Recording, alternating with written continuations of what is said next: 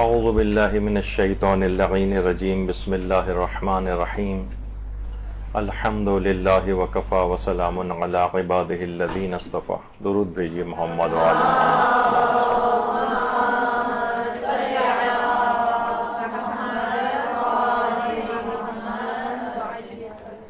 سب سے پہلے تو آپ سب لوگوں کو بہت بہت مبارکباد کہ مدرسۃ القائم میں آپ لوگوں نے داخلہ لیا اور علم کے سلسلے کو آگے بڑھایا.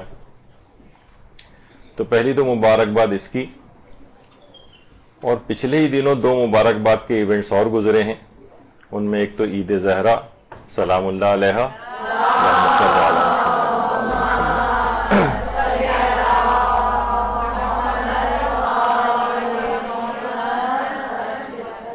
اور دوسرا میلاد صادقین حضرت رسول اللہ صلی اللہ علیہ وآلہ وسلم.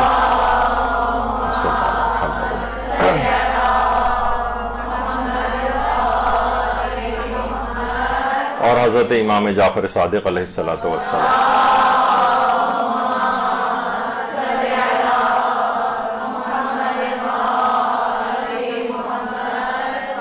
دیکھیے، علم کی اہمیت سے آپ سب لوگ واقف ہیں، ظاہر ہے اسی وجہ سے یہاں پر تشریف لائیں علم حاصل کرنے. پرانی طالبات بھی ہیں ہماری. اور دیکھیے، علم حاصل کرنا ایک ایسی فضیلت ہے کہ جاہل بھی علم حاصل کرنے کی اہمیت کو سمجھتا ہے. لیکن ہمارا آج کا موضوع فضیلت علم کے حوالے سے نہیں. ہمارا آج کا موضوع فضیلت علم کے حوالے سے نہیں. اصل مسئلہ اور سب سے بڑا مسئلہ اس وقت یہ ہے کہ تہذیب نفس کے ساتھ علم کیسے حاصل کیا جائے. دیکھیے، علم تو ظاہر ہے کوئی بھی شخص حاصل کرنا چاہتا ہے، رٹے مار سکتا ہے، اصطلاحات کو یاد کر سکتا ہے، یا پوری کتابیں جو ہے وہ ازبر کر سکتا ہے. لیکن اصل مسئلہ ہے علم کے ساتھ اپنے باطن کو سنوارنا، اپنی روحانیت اور معنویت کو قوی کرنا، اللہ کی بارگاہ میں اپنے درجات کو حاصل کرنا، آخرت میں منہ دکھانے کے قابل بننا. یہ والا علم کیسے حاصل کیا جائے؟ ورنہ جو عام کتابی علم ہے، اصطلاحات کا علم ہے، مختلف علوم و فنون ہے، یہ تو کوئی بھی شخص حاصل کر سکتا ہے. لیکن اصل مسئلہ یہ ہے کہ ہمارا باطن وہ پاک و پاکیزہ ہو جائے، وہ سنورتا چلا جائے. آواز غائب ہو گئی. ہیلو، اچھا آ رہی، ٹھیک. تو بہرحال تہذیب نفس کے ساتھ اس کو کیسے حاصل کیا جائے، اور ہمیں یہ بات محسوس بھی ہو کہ واقعی ہمارے اندر تبدیلی بھی آ رہی. امام خمینی ایک بہت ہی خطرے کی طرف نشاندہی فرماتے تھے. کہتے تھے خدا نہ کرے، اچھا یہ دینی طالب علموں سے کہتے تھے خاص طور پر یہ بات، کہ خدا نہ کرے کہ اس سے پہلے کہ آپ کی تربیت مکمل ہو، اس سے پہلے معاشرہ آپ کی طرف مائل ہو جائے اور آپ لوگوں میں اپنے اثر و نفوذ کو پیدا کر لیں. خدا نہ کرے کہ ایسا ہو. اس صورت میں آپ شیطان سے ہار جائیں گے. دیکھیے، بڑی اہم بات ہے. یعنی اگر آپ نے تہذیب نفس کے بغیر یا خود سازی کے بغیر معاشرے میں شہرت حاصل کر لی، لوگ آپ کے گرویدہ ہو گئے، لوگ آپ کے آگے پیچھے پھرنے لگے، آپ بہترین تقریریں کرنے لگیں، آپ بہترین مجلسیں پڑھنے لگیں، اور لیکن کیا ہوا کہ آپ نے اپنے آپ کو سنوار نہیں پائیں، اندر سے بہت ساری اخلاقی برائیوں کا شکار رہیں. اب آپ کی مثلا ڈائری بھی بن گئی ہے، ہو سکتا ہے اور آگے معاملہ بڑھ جائے تو سیکریٹری وغیرہ بھی رکھنا پڑے، لوگ مجالس کے لیے اور درسوں کے لیے آپ سے رابطے کر رہے ہوں. تو اس صورت میں کیا ہوگا؟ لیکن تہذیب نفس حاصل نہیں ہو سکی. تو ایسے افراد ہمیشہ مزید علم حاصل کرنے سے بھی رہ جاتے ہیں. یعنی جن کو شہرت بہت زیادہ جلدی مل گئی، وہ علم حاصل کرنے سے رہ جاتے ہیں، اور معاشرے کے اندر ان کا اثر و نفوذ ہو جاتا ہے، جبکہ وہ ابھی اپنی تربیت کو مکمل نہیں کر سکے. یہ ایک بہت بڑا مسئلہ ہے. ایسی خواتین کے ساتھ کیا ہوتا ہے؟ عام طور پر بہت جلدی وہ مدرسہ چھوڑ کر بھاگ جاتی ہیں کہ اب کیا ضرورت ہے، اب ادھر ادھر سے علماء کے تقریروں کے ٹکڑے، وہ اچھی باتیں ادھر ادھر سے جوڑ جاڑ کے وہ اپنے درس بنا کر تقریر بنا لیتی ہیں، لیکن کیا ہے کہ وہ اپنی اصلاح نفس سے بھی غافل ہو جاتی ہیں، مزید علم بھی حاصل نہیں ہو پاتا، کیونکہ جو اچیو کرنا تھا، انہوں نے شہرت ملنی تھی، لوگ ان کی طرف راغب ہونا تھا، وہ ہو گئے۔ تو امام خمینی فرماتے تھے کہ خدا نہ کرے کہ ایسا ہو، تو ہمیشہ آپ کوشش کریں کہ علم کے ساتھ ساتھ اپنے باطن کو بھی مکمل طور پر سنوارتی رہیں، تاکہ یہ لوگوں کی نگاہ، لوگوں میں مشہور ہونا، لوگوں میں جاہ و منصب، مقام و منزلت کا پیدا کرنا، یہ اس طرف آپ کا دماغ نہ جائے۔ دیکھیں یہاں تک ہوتا ہے کہ اس مرض کو اگر نہیں نکالا اور شروع سے اس کی نشاندہی اس وجہ سے بھی ضروری ہو جاتی ہے کہ آیت اللہ بروجردی ایک بات کہتے تھے، آیت اللہ حسین بروجردی۔ آیت اللہ بروجردی کے ہمدرس تھے، کلاس فیلو، شروع سے ان کے ساتھ پڑھتے آ رہے تھے ظاہر ہے، لیکن وقت کے ساتھ ساتھ گزرنے کے آیت اللہ بروجردی مرجع تقلید بن گئے۔ ان کو اپنے اس ابتدائی کلاس فیلو کے متعلق پتہ چلا کہ وہ اس وقت حالت احتضار میں، یعنی وہ خود بھی بہت بوڑھے ہو چکے تھے ظاہر ہے، ان کے ساتھی حالت احتضار میں ہے، تو یہ ان کی عیادت کے لیے تشریف لے گئے۔ ظاہر آپ کو پتہ ہے کہ بچپن کا کوئی دوست ہوتا ہے تو مرجع کے حوالے سے بھی اس سے ایک دلی تک تعلق ہوتا ہے۔ تو جب وہ حالت احتضار میں ان کے دوست موجود تھے، جب آیت اللہ بروجردی ان کی عیادت کے لیے گئے تو ان کے دوست نے کہا خدا نے مجھ پر بہت ظلم کیا، تم کو تو دیکھو مرجع تقلید بنا دیے، جبکہ ہم دونوں کلاس فیلو تھے اور میں ایک عام سا عالم دین رہا، میری معاشرے کے اندر کوئی شہرت ہی نہیں ہو سکی۔ اور یہ جملے کہتے ہوئے ہی ان کا انتقال ہو گیا۔ کتنی افسوس کی بات ہے، یعنی پوری زندگی انسان علم حاصل کرتے کرتے بوڑھا ہو گیا اور وہ خدا یعنی اپنے علم حاصل کرنے میں للہیت کو پیدا نہ کر سکا۔ اس کا مطمع نظر ساری زندگی غالباً یہ تھا کہ جاہ و مقام و منصب و منزلت کو جو ہے وہ حاصل کرے۔ تو طالب علم کبھی بھی اس طرح کی کسی چیز میں اپنے دماغ کو نہ لگائے۔ ٹھیک ہے علم حاصل مجھے ہوتا جائے، میں یعنی بیسک جو اس کی خواہش ہونی چاہیے کہ میں اپنی ذات کو سنوار لوں۔ یہاں پر یہ ہوتا ہے کہ طالب علم بہت ابتدا ہی سے مقتدی اور رہنما بننے کی ٹھان لیتا ہے، میں علم حاصل کر کے اور معاشرے کے اندر اس طرح سے جو ہے وہ کام کروں گا۔ ٹھیک ہے وہ اس کی نیت وہ اس لحاظ سے ہوتی ہے، جیسے آپ عام طور پہ 9th میٹرک وغیرہ کے بچوں سے پوچھتے ہیں کہ تم بڑے ہو گے کیا بنو گے، تو کہتا ہے میں سرجن بنوں گا، تو میں جو ہوں پائلٹ بنوں گا مثلاً۔ تو اس طرح کی ایک علمی لحاظ سے بڑا ہونے کی خواہش تو ایک الگ بات ہے، لیکن مقام و جاہ و منزلت کو حاصل کرنا، لوگوں کے بس لوگوں کا خیال رکھنا کہ لوگوں میں مشہور ہو جاؤں، لوگوں میں میری شہرت ہو جائے، لوگ میرے آگے پیچھے پھریں، یہ خود بخود شیطان دماغ میں ڈال دیتا ہے۔ اس سے اپنے آپ کو ہر صورت میں بچانا ہے۔ تو دماغ میں یہ بات ضرور یاد رہے کہ مقام و منصب و جاہ و منزلت اس کا طالب علم کے دماغ میں خیال نہیں ہونا چاہیے۔ اسی طریقے سے مال و متاع کہ میں اتنے مجلسیں پڑھوں گی تو اتنا مجھے ملے گا، تو اس سے میں یعنی دولت بنانے کا جو مرد طالب علم ہے غالباً ان کے بھی دماغ میں خدا نہ خواستہ یہ بات نہ آ جائے۔ تو طالب علم ہر صورت میں ان چیزوں کو اپنے دماغ سے نکالے۔ یہ تمام چیزیں تو یاد رکھیے کہ علم کی خیرات ہیں جو کہ خود بخود آپ کی جھولی میں آن گریں گی۔ یہ تو علمی خیراتیں، یعنی اس خیرات کے لیے آپ اپنا مقصد بنا لیں۔ جب مقصد انسان بنا لیتا ہے تو اس کے بعد کہا جاتا ہے نا کہ دنیا کی مثال سائے کی سی ہے، یعنی جب تک آپ آگے آگے چلتے رہتے ہیں سایہ آپ کے پیچھے پیچھے چلتا ہے، آپ سائے کو پکڑنے کی کوشش کرتے ہیں تو سایہ آگے آگے نکلتا ہے اور آپ کے ہاتھ نہیں آتا۔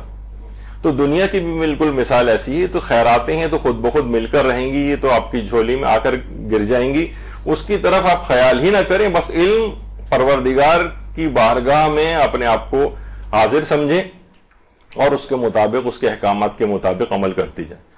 کتنے ہمارے علماء ایسے گزرے ہیں کہ جو چند شرائط پر اپنی شاگردی میں قبول کیا کرتے تھے، کہتے تھے یہ شرطیں تم قبول کرو گے تو میں اپنی شاگردی میں قبول کروں گا، ورنہ قبول نہیں کروں گا۔ جس میں سے پہلی شرط یہ ہوتی تھی کہ ضرورت سے زیادہ مال جمع کرنے کی نیت نہیں ہوگی، کیونکہ طالب علم بہت شروع ہی سے یہاں ہم دیکھتے ہیں کہ بہت سے طالب علم، بعض اوقات لوگوں کی مجبوریاں بھی ہوتی ہیں، میں چند مستثنیات کو چھوڑتے ہوئے ایک عمومی بات کر رہا ہوں کہ یہاں سے ٹیوشن پکڑ لوں اور وہاں سے ٹیوشن پکڑ لوں, 1000 وہاں سے آ جائیں اور 2000 وہاں سے آ جائیں اور وہاں سے آ جائیں, تو وہ بس وہ اسی میں ہی لگا رہتا ہے پیسے کمانے کی. اور تھوڑے دن بعد دینی طالب علم, جو مرد دینی طالب علم ہے, اب خواتین بھی اس طرح سے, یعنی وہ پیسہ بنانے کے چکر میں زیادہ لگ جاتے ہیں اور اپنی تعلیم کی طرف سے ان کی توجہ ہٹ جاتی.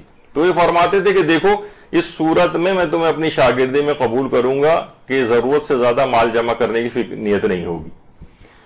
دوسری یہ کہ تم یہ والی نیت بھی نہیں کرو گے کہ میں مقام و منصب و منزلت کو حاصل کروں, بس اپنی اصلاح باطن کے حوالے سے تمہیں جو ہے علم حاصل کرنے کی نیت رکھنی ہے. لیکن یہ کہ میں یہ بن جاؤں اور وہ بن جاؤں اور معاشرے میں میرا ایسا ہو جائے اور ویسا ہو جائے, اور آپ جو مزید بہت اچھے جو علماء ہیں اور معاشرے میں جن کی بہت زیادہ شہرت ہے, آدمی بعض اوقات ان کو آئیڈیالائز کرنے لگتا ہے اور کہتا ہے کہ میری بھی ایسی شہرت ہو جائے, مجھے بھی لوگ اسی طرح سے آئیں, مجھے لے کر جائیں اور گاڑیوں میں ادھر سے ادھر ملکوں اور غیر ملکی دورے جو ہے میں کرتا رہوں.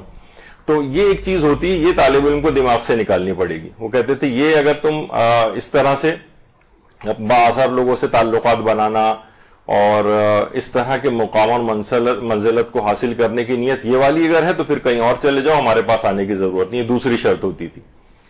تیسری شرط یہ ہوتی تھی کہ شاگرد لازمی طور پر خود کو گناہوں سے بچائے گا, لازمی طور پر خود کو گناہوں سے بچائے گا. اگر گناہوں سے نہیں بچا پا رہا ہے, وہ کہتے تھے کہ یعنی اگر تم اپنے آپ کو اتنا کمزور محسوس کرتے ہو تو ٹھیک ہے, ہمارے پاس سے چلے جاؤ, کوئی اور جگہ تلاش کر لو. ان 3 شرطوں پہ ہم تمہیں اپنی شاگردی میں قبول کریں گے. دیکھیں آج کیونکہ بالکل ابتدائی کلاس ہے اور اب بار بار ظاہر علم کے اس موضوع کے اوپر ہماری کلاس نہیں ہو سکے گی, تو آج ہی سے آپ کو اپنی نیتوں کی اصلاح کرنی ہے علم حاصل کرنے کے سلسلے میں. دوسری بات ایک اور جو آیت اللہ بہجت فرماتے تھے, آیت اللہ بہجت فرماتے تھے کہ دیکھیے ظاہر ہے کہ عالموں کی اس لحاظ سے 2 اقسام بنتی ہیں, ایک تو عالم باعمل ہوتا ہے اور ایک عالم بے عمل ہوتا ہے. وہ فرماتے تھے کہ عالم بے عمل کی مثال بالکل موم بتی یا چراغ کی سی, یعنی یہ معاشرے کو کسی حد تک روشنی تو دیتا ہے لیکن خود ہی جل جل کر ختم ہو جاتا ہے. یہ بے عمل. مثلا کوئی شخص اگر یہ کہے, یعنی بلکہ روایتوں کے اندر بھی یہ بات آئی ہے کہ خبردار اپنی گردنوں کو پل نہ بنانا, یعنی ظاہر ہے کو کتنا ہی بے عمل کیوں نہ ہو, کچھ نہ کچھ تو وہ منہ سے اپنی تقریر کرتا ہے, معاشرے میں تبلیغ کرتا ہے, تو لوگ تو اس کی بات سن کر فلاح پا جاتے ہیں, جو ظاہر ہے اس نے اچھی بات بتائی ہے, لیکن وہ خود بے عمل ہونے کی وجہ سے جہنم میں گر جاتا ہے. یعنی گویا اس نے اپنی گردن کو پل بنا دیا, لوگ اس کی گردن پہ پاؤں رکھ رکھ کر جنت میں جا رہے ہیں اور یہ خود جہنم کے اندر گر رہا ہے. اس کی مثال اس طرح سے بھی علماء دیتے ہیں جیسے ایسا ہی ہے کوئی شخص اپنے آپ کو خود آگ لگا لے, کسی جگہ روشنی نہیں ہو رہی ہے, تاریکی ہے, وہ کہہ رہا ہے کہ میں اپنے آپ کو آگ لگاتا ہوں تاکہ اس سے لوگوں کو روشنی ملے. ظاہر آگ جلے گی تو کچھ نہ کچھ تو روشنی ملے گی. تمہارا خود کتنا بڑا نقصان ہو رہا ہے, تم یعنی اپنے آپ کو آگ لگا کے دوسروں کو روشنی مہیا کر رہے ہو اور خود جو ہے وہ جل رہے ہو. یہی وجہ ہے کہ حضرت امیر المومنین علیہ الصلوۃ والسلام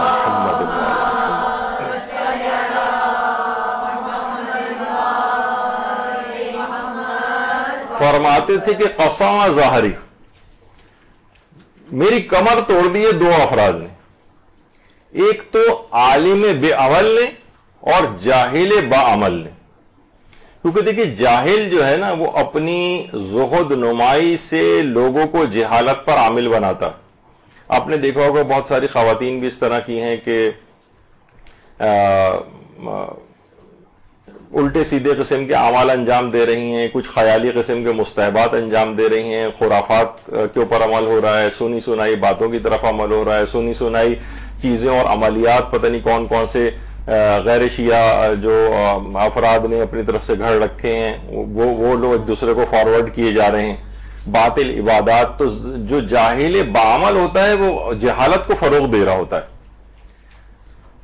جاہل بعمل. اور عالم بے عمل جو ہے یہ لوگوں کو دین سے متنفر بناتا ہے. یہ دیکھیے یہ ہیں عالم دین, یہ دیکھیے ان کی حرکتیں, یہ دیکھیے یہ ہیں مدرسۃ القائم کی طالبہ, دیکھیے وہاں پڑھنے جاتی ہیں اور اپنی ان کی حرکتیں دیکھیے کیسی, یہ دیکھیے ان کا حجاب کیسا ہے, یہ دیکھیے جب خود اپنی شادی کی تقریب یا اپنے گھر میں شادی کی تقریب ہوئی تو انہوں نے دیکھیے وہاں پہ حجاب اتار دیا.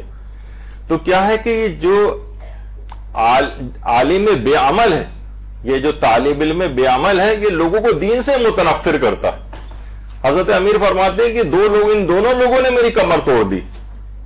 یعنی عالم بے عمل یہ لوگوں کو بھی دین سے متنفر کرتا ہے، اور جاہل باعمل جو الٹے سیدھے عمل انجام دے کر اور باطل عبادات کے ذریعے معاشرے کے اندر موجود ہوتا ہے. تو دیکھیے، تہذیب نفس کے ساتھ اگر کوئی شخص علم حاصل نہ کرے، یا عموماً اس کی ایک مثال علماء بڑی اچھی دیتے ہیں. عام طور پر آپ دیکھتے ہیں کہ سرجن کے پاس ایک چھری ہوتی ہے جس سے وہ نشتر جسے کہا جاتا ہے، چاقو ہوتا ہے جس سے وہ علاج کرتا ہے، اسی کے ذریعے وہ سرجری کرتا ہے، لوگوں کو صحت ملتی ہے. وہی چاقو، اچھا اس کی بہت ساری اس طرح کی اقسام بھی ہوتی ہیں، یہ بھی سرجن استعمال کرتے ہیں. ہمارے ہاں ایمپوٹیشن وغیرہ کے لیے استعمال ہوتے ہیں اس قسم کے چاقو، یعنی جسم کا کوئی عضو کاٹنا ہے پورا، تو اس طرح کے چاقو. تو یہ سرجن کے جب ہاتھ میں یہی والا چاقو ہوتا ہے تو اس سے زندگی ملتی، اور یہی چاقو اگر کسی لاپرواہ شخص کے ہاتھ میں آ جائے تو بھی کیا کرے گا؟ دوسروں کو قتل کرے گا، دوسروں کو نقصان اس سے پہنچائے گا. بس یہی حساب ہم آپ کا بھی ہے. تو دیکھیے، ایٹم بم کی مثال عام طور پر علماء اس میں دیتے ہیں کہ جن لوگوں نے بھی ایٹم بم ایجاد کیا تھا یا اس ایٹم بم کو گرایا تھا، وہ کیا کم عالم تھے؟ دنیاوی لحاظ سے تو علم تھا، کتنے بڑے سائنسدان تھے، لیکن کیا ہے کہ ہزاروں لاکھوں لوگوں کی موت کا سبب وہ علم بن گیا. تو ایسا نہ ہو خدا نہ خواستہ کہ یہ علم حاصل ہو جائے، اس میں کچھ اصطلاحات حاصل ہو جائیں، اس میں کچھ دلائل آپ کو چیزوں کے پتہ چل جائیں، لیکن نفس پاکیزگی حاصل نہ کرے تو بالکل اسی طریقے سے معاشرے کے اندر گمراہی پھیلتی چلی جاتی. یہی وجہ ہے کہ بات کہی جاتی ہے کہ علم بغیر عمل وبال، علم بغیر عمل کے ایک وبال بن جائے گا. وبال ایک پریشانی، ایک بہت زیادہ مصیبت کے اندر انسان گرفتار ہو جاتا ہے. اور العمل بغیر علم ضلال، بغیر علم کے جو عمل ہے وہ صرف اور صرف گمراہی ہے. وہ آپ دیکھیں گے معاشرے کے اندر کہ جس طریقے سے لوگ اس بنا پر اعمال کو انجام دے رہے ہیں. تو بہرحال یہ ایک بہت خوفناک قسم کی بات ہے، اور اسی وجہ سے ہر سال تقریباً میں جملہ آیت اللہ دستغیب شیرازی کا دہراتا ہوں. اس میں انہوں نے یہی جملہ ارشاد فرمائے کہ تقریر میں یہ بات یاد رکھیے کہ ہمیشہ مقرر کے اثرات ہوتے ہیں اور تحریر میں محرر کے اثرات ہوتے ہیں. مثلا کیوں یہ برے قسم کے ناول اور یہ قصے کہانیاں پڑھنا کیوں حرام قرار دیا گیا؟ کیونکہ یہ اس میں جو لکھنے والا ہے اس کی اپنی تمام خباثتیں بھی آپ کے اندر وہ منتقل کر دیتا ہے. یعنی جو تحریر کے اندر محرر کے اثرات لکھنے والے کے اثرات ہوتے ہیں، تقریر کے اندر مقرر کے اثرات ہوتے ہیں. یعنی اگر کوئی برا آدمی تقریر کر رہا ہو تو وہ اپنے اثرات حاضرین کے اندر ٹرانسفر کرتا ہے. اسی طریقے سے کوئی عالم بعمل تقریر کر رہا ہو تو وہ اپنی اچھائیاں حاضرین کے اندر ٹرانسفر کر رہا ہوتا ہے. تو اس لحاظ سے تہذیب نفس کا حاصل کرنا بڑا ضروری ہے. یعنی علم حاصل کرنے کے ساتھ جب آپ معاشرے میں تبلیغات کے لیے نکلیں گی تو آپ کو اپنے اثرات نیک کو سامعین کے اندر ٹرانسفر کرنا ہے. ورنہ آپ دیکھتے ہیں کہ عام طور پر اس قسم کے افراد جو کہ بے عمل قسم کے ہیں، بعض اوقات صاحبان علم میں بھی ہوتے ہیں، بعض اوقات ذاکرین حضرات کے اندر بھی ہوتے ہیں، تو وہ کوئی بتکلف کوئی وہ تبلیغی اور دین کی بات کرتے بھی ہیں تو لوگوں کے اندر کوئی اثر نہیں ہوتا. اور معاشرہ اتنی زیادہ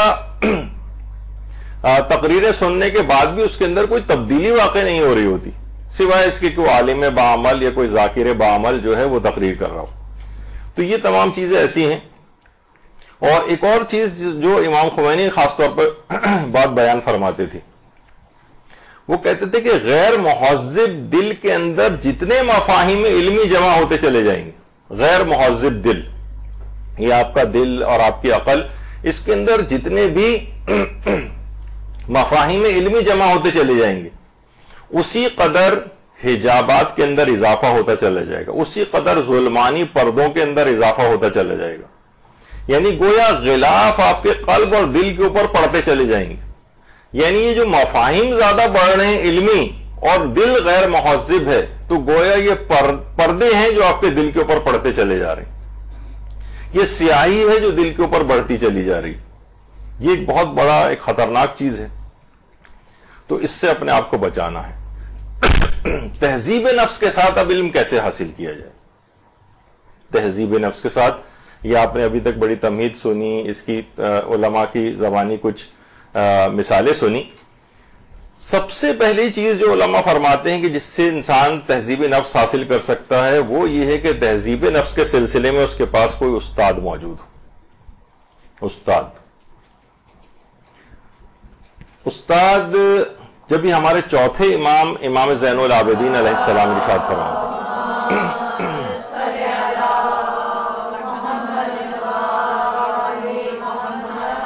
چوتھے امام میں جملہ ارشاد فرماتے ہیں کہ ہلاکت ہے اس شخص کے لیے کہ جس کے پاس کوئی عاقل و سمجھدار تربیت کرنے والا نہ ہو۔ تربیت کرنے والا، علم اخلاق باقاعدہ اس کی کتابیں موجود ہیں، اور امام خمینی ایک جملہ اور بہت اچھا ارشاد فرماتے تھے کہ دیکھیے ہر علم کا کوئی نہ کوئی استاد ہوتا ہے۔ مثلا آپ کو گرامر سیکھنی ہے کسی زبان کی، اس کا کوئی استاد آپ کو کرنا پڑے گا۔ کوئی شخص انجینئر بن رہا ہے، اس کے کتنے اساتید اس کے بنیں گے۔ میڈیکل کالج کے اندر کوئی شخص ڈاکٹر بن رہا ہے، کتنے استاد اس کو پڑھانے والے ہوتے ہیں۔ آپ کو میتھ سیکھنا ہے، اسی طریقے سے آپ کو حتیٰ کہ جو چھوٹے چھوٹے اور اس لحاظ سے علوم ہیں، پلمبنگ سیکھنی ہے، کوئی کارپینٹر بننا ہے، کوئی موٹر میکینک بننا ہے، اس کے لیے بھی کوئی نہ کوئی استاد ہونا چاہیے۔ فقہ سیکھنی ہے، فقہ بغیر استاد کے آپ کیسے سیکھیں گے؟ اصول فقہ سیکھنے ہیں، منطق و فلسفہ مثلا کوئی شخص حاصل کرنا چاہتا ہے، یعنی ہر دینی علم کا کوئی نہ کوئی استاد ہے، ہر دینی علم کا۔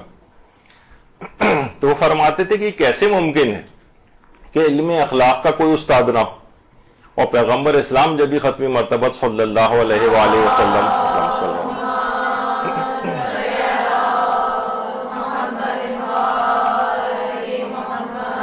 کہ انی بعثت لأتم مکارم الاخلاق، یعنی میں مکارم اخلاق کی تکمیل کے لیے آیا ہوں اور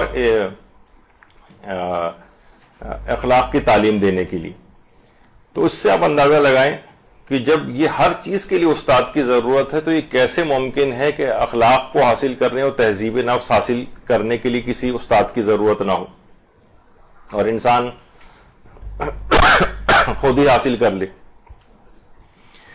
تو بہرحال اب دیکھیے کہ ہمارے علماء اور خود ائمہ اطہار علیہم السلام کتنا زیادہ تہذیب نفس کے لیے تقریریں کیا کرتے تھے، لوگوں کو درس دیا کرتے تھے۔ ہمارے بڑے بڑے علماء تو بہت زیادہ بوڑھے ہونے کے باوجود بھی درس اخلاق کے اندر جایا کرتے تھے۔ شیخ توسی کے متعلق ملتا ہے کہ 85 سال کی عمر میں 85 سال کی عمر میں سید مرتضیٰ کے درس میں جایا کرتے تھے، 85 سال کی عمر میں، جبکہ خود جو تہذیب الاحکام انہوں نے لکھی تھی وہ 23 سال کی عمر میں لکھی تھی، 23 سال کی عمر میں۔ تو شیخ عباس قمی صاحب مفاتیح الجنان، ان کے درس اخلاق میں تقریباً 1000 علماء اور طالب علم شریک ہوتے تھے، 1000 علماء، 1000 طالب علم، اور 3 گھنٹے مسلسل درس ان کا چلتا تھا، 3 گھنٹے مسلسل۔ خود شہید مطہری کے متعلق یہ بات ملتی ہے کہ نہج البلاغہ کا درس لینے کے لیے جاتے تھے، اور بہت بڑے بڑے علماء کی بھی اگر مثالیں دیں تو آپ خود دیکھیں گے امام خمینی جیسا مرد عارف آیت اللہ جواد ملکی تبریزی کے درس میں جایا کرتا تھا۔ جب ان کا تبریز میں درس ہوتا تھا، یہ امام خمینی کے استاد تھے، تقریباً 400 کے قریب طالب علم اور علماء وہاں پر شریک ہوتے تھے۔ ایک کتاب ہے گنجینہ دانش مندان، ان کے ایک شاگرد باقاعدہ کہتے ہیں جواد ملکی تبریزی کے جو امام خمینی کے استاد تھے، کہ میں نے خواب میں دیکھا کہ ایک صحرا ہے اور حضرت امام زمانہ علیہ الصلوۃ والسلام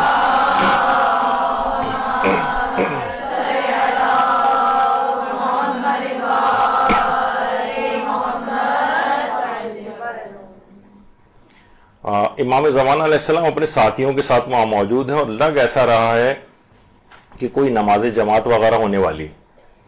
میں امام کی دست بوسی کے لیے آگے بڑھا تو میں نے دیکھا کہ امام کے بالکل قریب ایک مرد بزرگوار موجود ہیں اور شکل سے ہی ان کے انتہائی وقار اور بزرگواری ٹپک رہی.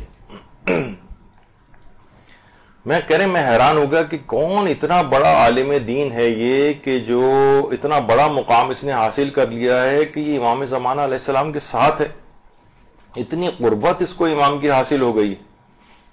خیر, یہ اس مکاشفہ کہلاتا ہے جو جاگتی آنکھوں اور نیند کے درمیان کی ایک چیز ہے. کہہ رہے ہیں میں نے جب اس سے ذرا بیدار ہوا میں تو میں نے ان عالم کی تلاش شروع کی. ان کی شکل میرے بالکل دماغ کے اندر پیوست ہو کر رہ گئی تھی. میں اس کام کے لیے تہران گیا, وہاں میں نے بہت ڈھونڈا کہ کون عالم دین ہے. اس کے بعد مشہد گیا, وہاں بھی کسی ہر عالم سے جا کر ملا, وہ عالم نہیں تھے. اس کے بعد میں قوم آیا اور قوم میں جب میں مدرسہ فیضیہ آیا تو وہاں ایک کمرے میں نے دیکھا کہ وہی شخصیت درس پڑھا رہی. میں نے جا کر لوگوں سے پوچھا کہ یہ کون ہے تو لوگوں نے بتایا کہ یہ جواد ملکی تبریزی. کہہ رہے میں ان کے قریب گیا اور وہ مجھے دیکھ کر اس طرح سے مخاطب ہوئے جیسے مجھے پہلے سے جانتے ہو, اور لگ رہا تھا کہ یہ خواب اور اس جو مکاشفہ ہے اس کی باتوں سے جو ہے اس سے واقف ہے. یہی وجہ ہے کہ امام خمینی نے باقاعدہ جو ان کی کتاب ہے معراج السالکین و صلاۃ العارفین, اس میں باقاعدہ اس بات کی نصیحت کی ہے کہ طالب علموں کو چاہیے کہ وہ جواد ملکی تبریزی کی کتابوں کا مطالعہ کریں تاکہ بہرا روی سے بچ سکیں. یہ خاص طور پر ان کی بہت سی کتابیں ہیں, جیسے جواد ملکی تبریزی کی کتاب اسرار الصلاۃ ہے, ان کی ایک کتاب المراقبات ہے, ان کا ایک رسالہ لقاء اللہ ہے, اس کا اردو ترجمہ بھی ہو چکا ہے. تو اتنی بڑی شخصیت, تو ان جو ہم کس ضمن میں بیان کر رہے ہیں کوئی نہ کوئی استاد ہونا چاہیے. اب استاد براہ راست بھی ہو سکتے ہیں اور استاد کتاب کے ذریعے بھی ہو سکتے ہیں. مثلا یہی والی جو ان مجتہدین کی اگر اور ان علماء کی اخلاق کی کتابیں پڑھیں تو یہ بہترین کتابوں میں سے جس سے انسان اپنا تزکیہ نفس کرتا چلا جاتا ہے. ابھی کچھ کتابوں کے میں آگے اور آپ کو ذکر کروں گا.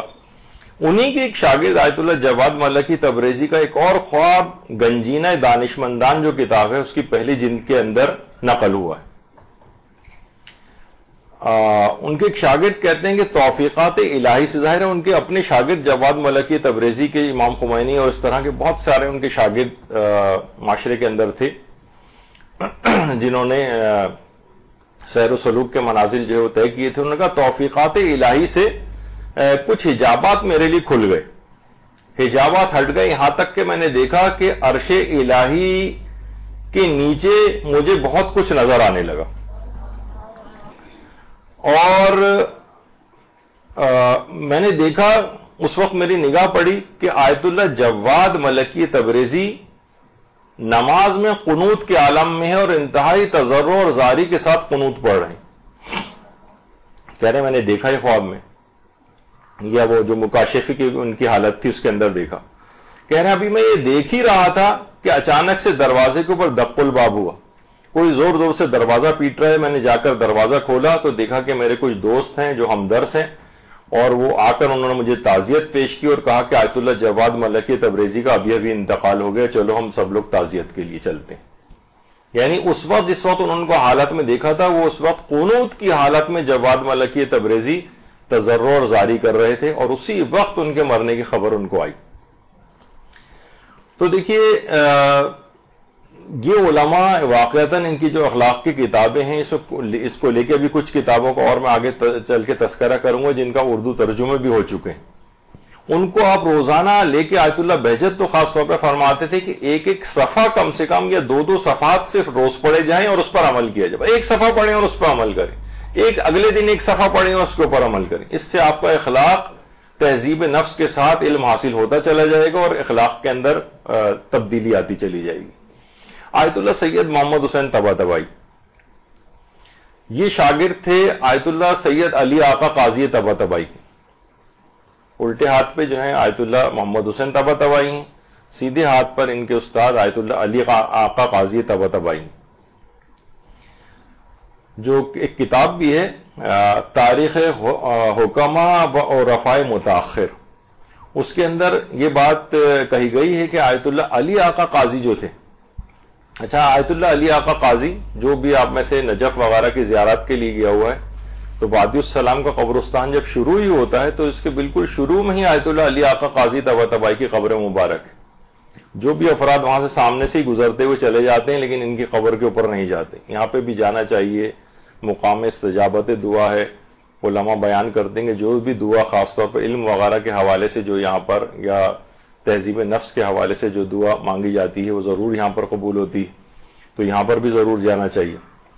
ان کے درس کی خصوصیت اور تھی کہ ان کا درس رات کے وقت منعقد ہوتا تھا اور یہ اپنے درس میں کوئی روشنی نہیں کی, روشنیاں بجھا دی جاتی تھیں, اور اس میں نجف کے بڑے بڑے اہل باطن علماء شریک ہوتے تھے. چراغ روشن نہیں کیے جاتے تھے, بجھا دیے جاتے تھے. انتہائی اخلاص کے ساتھ خاموشی سے تاریکی میں لوگ آ کر بیٹھتے تھے اور اس میں انتہائی تضرع اور زاری ہوتی تھی, مناجات ہوتی تھی. یہ جو مطالب بیان کرتے تھے لوگ باقاعدہ گریہ و زاری کیا کرتے تھے, یعنی مکمل اخلاص کے ساتھ درس کو حاصل کیا جاتا تھا. اور اس میں اس طرح کے گہرے مطالب بھی بیان ہوتے تھے کہ اگر کوئی انجانہ قسم کا آدمی آ جاتا تھا تو بعض اوقات سرے سے فوراً ہی ان مطالب کو تبدیل کر دیا کرتے تھے اور کہتے تھے کہ ہر بات ہر ایک کے سمجھنے کی اور ہر ایک کو بتانے کی نہیں ہوتی. ہر شخص کا ظاہر ہے کہ ایک وہ ہوتا ہے, معیار ہوتا ہے. نجف سے کربلا ہمیشہ یہ ان کی تھی کہ پیدل جاتے تھے, کبھی بھی آج تک کبھی کسی شخص نے ان کو گاڑی میں جاتے نہیں دیکھا تھا. تو بہرحال بتانے کی بات یہ ہے کہ درس اخلاق جو ہے وہ بہت زیادہ ضروری ہے. طالب علم عام طور پر دیگر علوم میں اتنے زیادہ منہمک ہو جاتے ہیں کہ وہ پھر اخلاق کی طرف سے جو ہے ان کی توجہ ہٹ جاتی, اپنی باطن کی درستگی کی طرف سے ان کی توجہ ہٹتی چلی جاتی. وہ تو میں نے یہی کہا بھی آپ سے کہا کہ ضروری نہیں ہے کہ کوئی باقاعدہ کوئی ایک ویسا استاد ہی آپ کریں. عام طور پر کتنے علماء ہیں ایسے کہ جن کو آپ گھر بیٹھے بھی جن سے درس اخلاق جو ہے وہ لے سکتی ہیں. جیسے ہمارے استاد محترم مولانا صادق حسن صاحب قبلہ ہیں, ان کے کتنے ہی درس اخلاق ایک بہت بڑی کثیر تعداد کے اندر انٹرنیٹ پہ اور مختلف سائٹس کے اوپر دستیاب ہیں. آپ اس پر ان کی جو تقاریر ہیں وہ لے کر سن سکتی ہیں. خود آپ کے اتنے اچھے استاد اخلاق کے سر وسیم عام جنہوں نے پچھلی دفعہ بھی آپ کی کلاس لی تھی, تو ان کے بھی اس سلسلے میں درس بہت مفید ثابت ہوتے ہیں, آپ ان کے بھی سن سکتی ہیں. اچھا کچھ کتابیں ہیں ایسی وہ تو آپ کو ضرور لے کے رکھنی چاہیے. ان میں ایک کتاب ہے شہید ثانی کی. شہید ثانی ہمارے بہت بڑے عالم جو ہے گزرے ہیں, اور شہید ثانی استنبول میں ان کی قبر بھی ہے. ان کی ایک اچھا ان کی علمی ویسے تو بہت یعنی جو ان کی سب سے اہم جو کتاب ہے جس کا آگے چل کے تذکرہ آئے گا جو حوزہ علمیہ کے اندر پڑھائی جاتی ہے, لیکن بہرحال ان کا اتنے آثار اور چیزیں ہیں کہ باقاعدہ یہ آیت اللہ صافیہ گل پائیگانی ہیں جو کہ شہید ثانی کے جو علمی کتابیں ہیں باقاعدہ انسائکلوپیڈیا وغیرہ جو موسوعہ کے نام سے, تو وہ اس کا بیٹھ کے مطالعہ کر رہے ہیں. لیکن بہت بڑی شخصیت شیعت کی شہید ثانی کی. تو شہید ثانی کی کتاب ہے شرح لوما کے نام سے. جو کتاب لوما تھی وہ شہید اول کی لکھی ہوئی تھی, اور اس کی جو شرح لکھی تھی وہ شہید ثانی نے لکھی تھی. تو یہ تو خیر حوزوی علوم کے اندر یہ کتاب پڑھائی جاتی ہے, لیکن ایک خاص طور پر ان کی کتاب ہے منیت المرید جس کا اردو ترجمہ ہو چکا ہے. منیت المرید. یہ والی کتاب تو آپ کو لے کے ضرور صفحہ و صفحہ پڑھنی چاہیے, اور آپ دیکھیں گے کہ آپ کو واقعتاً علم بھی حاصل ہوگا اور تہذیب نفس کے ساتھ علم حاصل ہوگا. منیت المرید, یہ کتاب ضرور آپ لے کے رکھ لیں. اور تیسری ایک اور کتاب ہے اس میں, روحانی شاہین کا طرز پرواز. یہ آقا نصیر الدین طوسی کی لکھی ہوئی, اس کا بھی اردو ترجمہ, ویسے تو شرح آداب المتعلمین, یعنی آداب المتعلمین پھر اس کی شرح لکھی ہے, اور اردو میں یہ کتاب روحانی شاہین کا طرز پرواز کے نام سے, روحانی شاہین کا طرز پرواز. یہ بھی آپ ضرور لیجئے, بہترین کتاب ہے یہ. واقعتاً یہ 3-4 کتابیں اگر یہ آپ کے پاس آ جائیں اور اس پر آپ صفحہ و صفحہ عمل کر لیں تو آپ خود دیکھیں گے کہ بہت روحانی ترقی آپ کو ملے گی.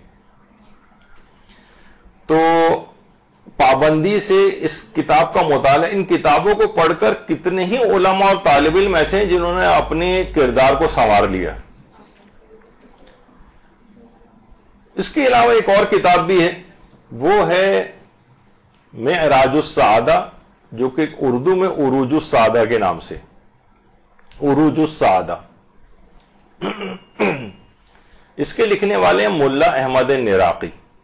ملا احمد نراقی کی کتاب ہے. یہ تھوڑی سی نسبتاً ضخیم کتاب ہے, لیکن واقعتاً اس کو اگر کوئی پڑھ کر اس کتاب کے اوپر عمل کر لے تو اس کا نفس انتہائی پاک و پاکیزہ ہو جائے گا. اور ہمارا موضوع بھی آج کا یہی ہے کہ علم حاصل کرنے کی فضیلت پہ ہم بات نہیں کر رہے, وہ تو آپ نے پچھلی دفعہ بھی سن لی, آئندہ بھی سنتی رہیں گی, اور امید یہ ہے کہ انشاءاللہ وہ علم حاصل ہوتا رہے گا. لیکن تہذیب نفس سے کہیں غافل نہ ہو جائیں, یہ اور اس کا تذکرہ ہم بار بار نہیں کر سکیں گے, اس وجہ سے آج ہی سے اس کو پلو میں اپنے باندھ لیں, اور یہ کتابیں ممکن ہو تو بازار سے لے کر ہمیشہ کے لیے اپنے گھر میں رکھیں, اور گاہے بگاہے ان کتابوں کا مطالعہ کر لیں. بلکہ ایک سائڈ ٹیبل کے اوپر ایک ٹیبل لیمپ, اور روزانہ سونے سے پہلے ایک صفحہ صرف فقط اس کتاب کا, ان کتابوں میں سے کسی ایک کا پڑھ لیا کریں, اور آہستہ آہستہ ان سب کے اوپر اور اس کے اوپر عمل کریں. پھر آپ دیکھیں گے کہ واقعتاً کتنا آپ کے اپنے اندر تبدیلی محسوس ہوتی. اور آیت اللہ بہجت یہی فرماتے تھے, خاص طور پہ ملا احمد نراقی کی کتاب عروج السعادہ کے متعلق فرماتے تھے کہ چند صفحات روزانہ اس کا مطالعہ کر کے اس پر انسان اگر عمل کرے اور اپنے اوپر منطبق کر لے تو وہ تہذیب نفس کا حامل ہو جائے گا. اچھا اب دیکھیے کتابوں کے نام ابھی تو میں اور بھی بتاؤں گا. کتابوں کی دیکھیے 2 اقسام ہوتی ہیں. ایک تو کتابیں وہ ہوتی ہیں جو فقط مطالعہ کے لیے, ٹائم پاس کرنے کے لیے ہوتی ہیں, بس آپ کا اور کوئی مقصد نہیں ہوتا, بس یہ کہ آپ نے کتاب اٹھائی اور بس ایسے ہی آپ نے اس کو پڑھنا شروع کر دیا, جس کی واضح طور پر مثالیں یہی افسانے, ڈائجسٹ, قصہ کہانیوں کی کتابیں, اس طرح کی جو چیزیں ہوتی ہیں یہ ہوتی ہیں. جیسے 3 عورتیں 3 کہانیاں آپ نے پڑھنا شروع کر دی. ویسے وہ سنا ہے کہ زیادہ تر مرد حضرات پڑھتے ہیں 3 عورتیں 3 کہانیاں. اس طرح سے کہا جاتا ہے کہ ضرورت رشتہ کے اشتہارات زیادہ تر شادی شدہ افراد دیکھتے ہیں. تو بہرحال اسی طریقے سے اس کے اندر یعنی جو کتابوں کی 2 اقسام ہیں, جس میں سے ایک قسم یہ ہے کہ جس کا مقصد فقط بس ٹائم پاس کرنا ہے, قصہ کہانیوں کی کتابیں. لیکن دوسری جو اقسام ہے کتابوں کی, اس میں تو جب تک عمل کا ارادہ نہ ہو وہ بالکل بکواس ہے, یعنی آپ نے گویا اپنے وقت اور پیسے ضائع کی. مثلا اگر کوئی شخص یوگا پہ کتاب خرید کے لے کر آیا اور اس کا یوگا کی ورزشیں کرنے کا ارادہ ہی نہیں, تو بالکل ایک فضول کام اس نے کیا.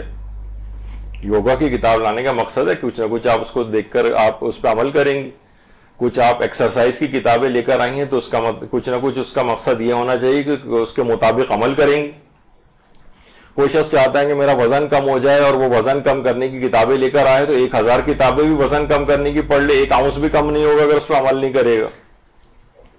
تو مثلا اگر کوئی شخص مثال دی جاتی کہ جیسے پنکھا کوئی خرید کے لائے اور اس کا مقصد ہوا خوری ہو ہی نہ, ہوا حاصل کرنا ہی نہ ہو, بس لا کے اس نے رکھ دیا, تو لوگ کہیں گے بھائی جب کیوں لے کر آئے ہیں آپ اس کو, جبکہ آپ کا کوئی اس میں کوئی ہوا لینے کا ارادہ ہی نہیں ہے آپ کا.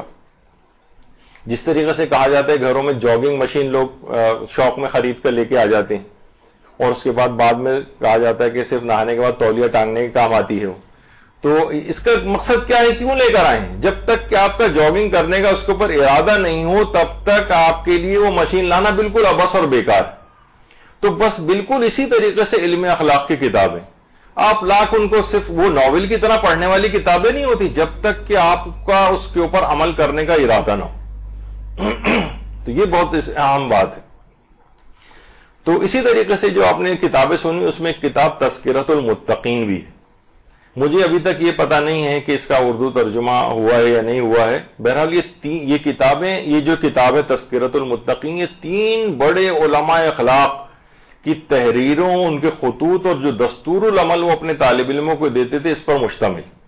ان میں ایک تو ملا حسین قلی حمدانی، یہ تو خود آیت اللہ علی آقا قاضی کے بھی استادوں میں سے ملا حسین قلی حمدانی. انہوں نے جو دستور العمل طالب علموں کے لیے دیے ہیں وہ ہیں اس کے اندر. اس کے علاوہ آیت اللہ سید احمد کربلائی، ان کے دستور العمل اور ان کی جو چیزیں طالب علموں کو بتاتے تھے انتہائی نادر، انتہائی نایاب، اور انسان واقعتاً تہذیب نفس کا حامل ہوتا چلا جائے، وہ اس کے اندر موجود ہیں. اور آیت اللہ شیخ محمد بہاری، یہ 3 علماء جو ہیں ان کے چیزیں اس کتاب تذکرۃ المتقین کے اندر شامل کی گئی ہیں. اور اس کتاب کو لکھنے والے شیخ اسماعیل تبریزی ہیں، جن کا تخلص ہی تائب تھا، توبہ کرنے والا، یعنی اتنا مقدس جس نے یہ ساری چیزیں جو ہیں اس میں جمع کی. تو یہ اس کتاب کا تو مجھے دیکھنا پڑے گا، پتہ نہیں، شاید یقیناً دل کرتا ہے کہ شاید یہ کتاب بھی ترجمہ ہو چکی ہو، ذرا مارکیٹ میں دیکھنی پڑے گی. اس کے علاوہ البتہ ایک کتاب اور ہے جس کا ترجمہ ہو چکا ہے اردو میں، اور یہ 2 والیوم میں، اور یہ میری جو ابھی تک میں نے کتابیں بتائی ان میں سب سے پسندیدہ کتاب یہ بعد میں بنی، اور یہ اخلاق عملی. آیت اللہ مہدوی کنی، آیت اللہ مہدوی کنی ان کی کتاب ہے جن کا ابھی 2014 ہی میں انتقال ہوا ہے.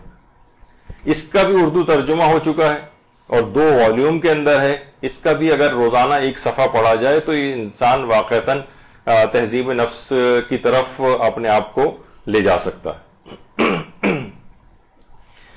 تو اب دیکھیے، جب آپ ان کتابوں کے اوپر عمل کریں گے تو گویا، یعنی اگر ان کی کتابوں کو پڑھ کے عمل شروع کر دیا تو گویا ایک مجسم، ایک آپ شخصیت اختیار کر لیں گی جو کہ تہذیب نفس کی حامل ہوگی. جیسے کہ کہا جاتا ہے نا کہ علامہ اقبال جو تھے، علامہ اقبال کے ایک استاد تھے شمس العلماء میر حسن. شمس العلماء کا ان کو خطاب دیا گیا تھا.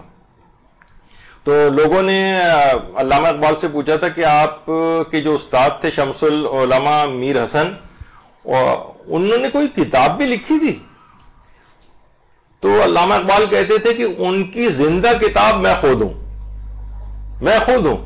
یعنی مقصد یہ ہے کہ اگر کوئی شخص واقعتاً ان کی تمام فرمودات اور چیزوں کے اوپر عمل کرے تو وہ خود ایک زندہ حقیقت جو ہے وہ بن سکتا ہے. تو ان علماء کی کتابیں جو ہیں، جو تہذیب نفس کے متعلق انہوں نے لکھی ہیں، ان پہ انسان روزانہ ایک صفحہ پڑھ کر اگر عمل شروع کر دے تو خود دیکھے گا کہ میرے اندر کتنی تبدیلی واقع ہوتی جا رہی. جیسے کہ یہ منیت المرید، تو اس میں شہید ثانی نے لکھا ہے کہ ایسے افراد سے بچو کہ جو فقط کتاب کو پڑھ کر یعنی عالم بننے کی کوشش کرتے ہیں. اس سے کیا ہوتا ہے کہ ان کا فساد اصلاح کرنے والوں سے بھی زیادہ ہوتا ہے. یعنی عام طور پر آپ لوگوں کے لیے تو خیر ابتدائی طور پر ظاہر ہے کہ سب کتابیں پڑھنا جو ہے اس لحاظ سے ضروری ہے، لیکن زیادہ تر افراد کو ہم دیکھتے ہیں کہ وہ معاشرے کے اندر ایسے افراد زیادہ تباہی مچاتے ہیں کہ جو کسی استاد وغیرہ کے پاس نہیں جاتے، وہ گھر میں سیلف اسٹڈی کر کے ادھر ادھر سے، بلکہ بعض اوقات اس قسم کے افراد نئے نئے فرقے تک بنا لیتے ہیں اور کوئی ان کا استاد نہیں ہوتا. بس جو ان کو سمجھ میں آ رہا ہے، جو قرآن جس طرح سے سمجھ رہے ہیں، اور اس کی فتنے آپ کو انٹرنیٹ اور ویب سائٹس اور اس کے اوپر جگہ جگہ آپ کو نظر آئیں گے. تو ایک لحاظ سے تو استاد ہونا ضروری ہے، اور استاد کے ساتھ ساتھ آپ کے پاس علم اخلاق کی کتابیں ہونا ضروری ہیں، جو جن کے نام میں نے آپ کو لکھوائے. جتنی مارکیٹ میں اویلیبل ہو سکیں آپ لے کے اپنے پاس رکھیں اور ایک ایک صفحہ روز پڑھ کر عمل کریں. انشاءاللہ تہذیب نفس کے ساتھ علم حاصل ہوگا. تیسری چیز یہ ہے کہ علم حاصل کرنے اور تہذیب نفس کے ساتھ علم حاصل کرنے کے لیے ائمہ معصومین علیہم السلام سے توسل بہت ضروری ہے. صلی اللہ علیہ وسلم.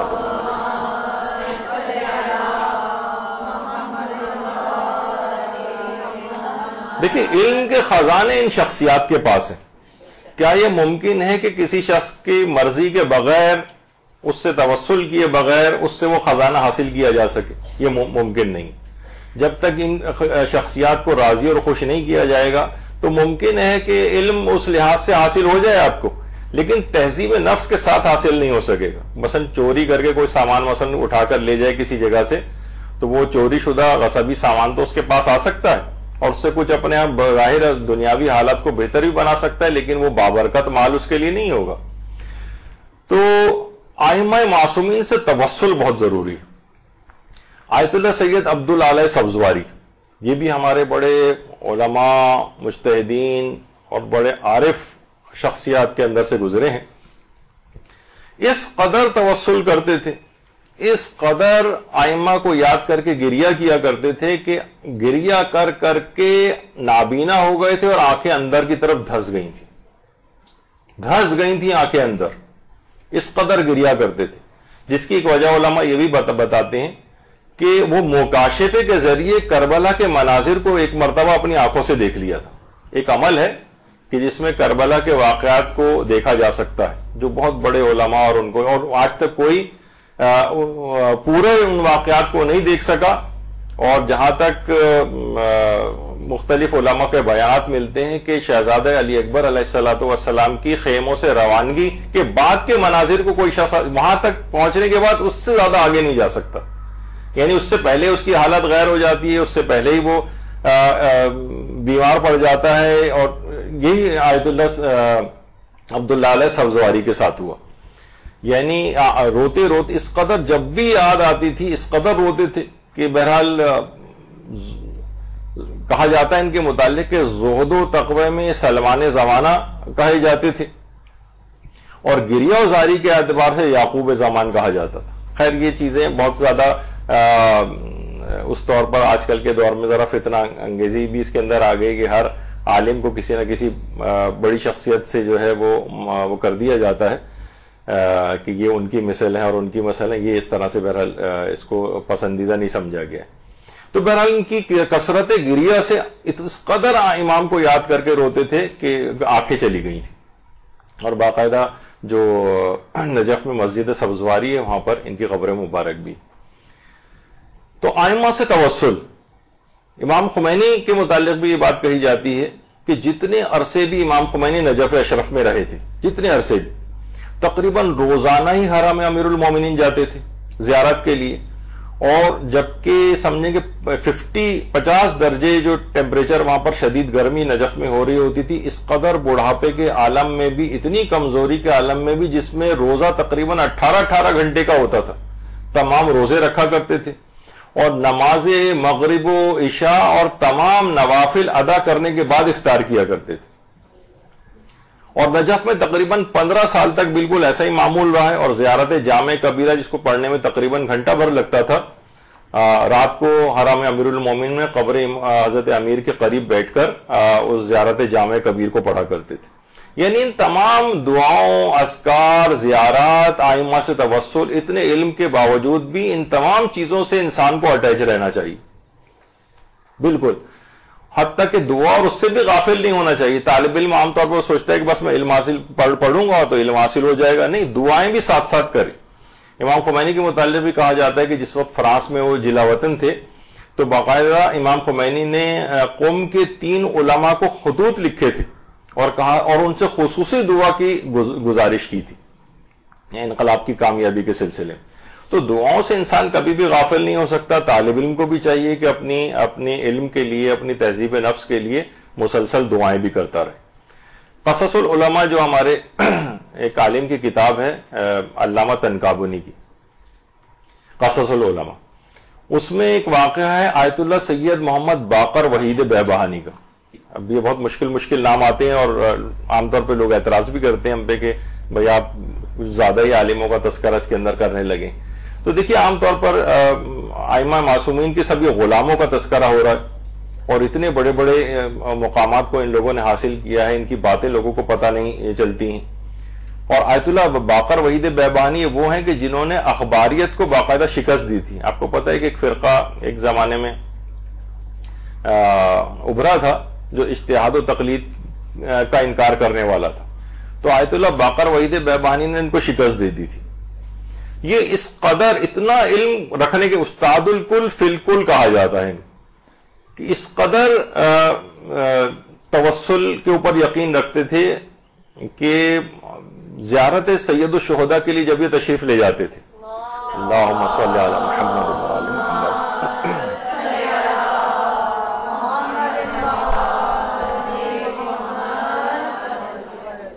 تو جب بھی زیارت کے لیے تشریف لے جاتے تھے تو حرم میں داخلے سے پہلے اپنا چہرہ اور داڑھی کو اس جگہ پر مس کرتے تھے جہاں زائرین اپنے جوتے اتارتے، وہاں پر مس کرتے تھے، اور چوکھٹوں کے بوسے لیتے تھے، دروازوں کے بوسے لیتے ہوئے داخل حرم ہوتے تھے۔ اس قدر توسل، اس قدر ائمہ سے محبت، اور حتیٰ کہ صرف اسی کی بات نہیں کہ ائمہ سے توسل، بلکہ جو ائمہ کے تبرکات اور آثار ہیں ان سے بھی توسل اور برکت کو حاصل کرتے تھے۔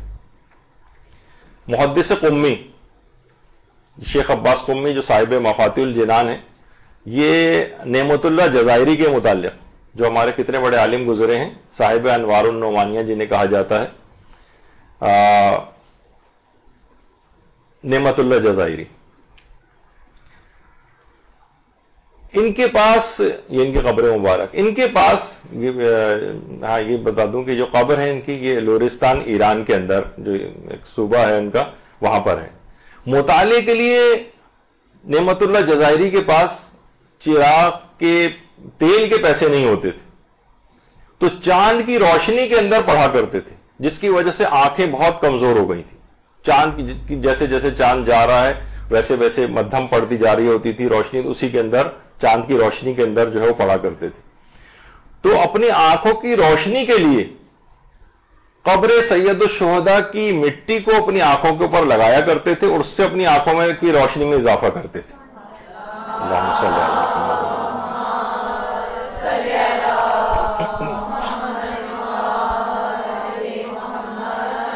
اور شیخ عباس قمی یہ بات کہتے تھے کہ یعنی اس پہ کوئی تعجب آپ کو نہیں ہونا چاہیے کہ سید الشہداء کی قبر کی مٹی سے آنکھیں کس طرح سے جو ہے وہ شفا پا رہی ہیں۔ کہتے ہیں شیخ عباس قمی یہ بات کہتے تھے کہ افعا کے نام سے جو ایک سانپ ہے، افعا، جب یہ اس کی آنکھوں کی بینائی کم ہو جاتی ہے تو یہ مخصوص گھاس کے پاس جاتا ہے، اس گھاس سے اپنی آنکھوں کو رگڑتا ہے، اس سے اس کی آنکھوں کی بینائی تیز ہوتی ہے۔ ایک سانپ ہے باقاعدہ، ایک بہت ہی زہریلا سانپ، اس کی آنکھوں کی بینائی کے متعلق شیخ عباس قمی نے لکھا ہے کہ افعا جو سانپ ہے یہ اپنی آنکھوں کو اس خاص قسم کی گھاس پر جا کر رگڑتا ہے، اس سے اپنی آنکھوں کی بینائی کو تیز کرتا ہے۔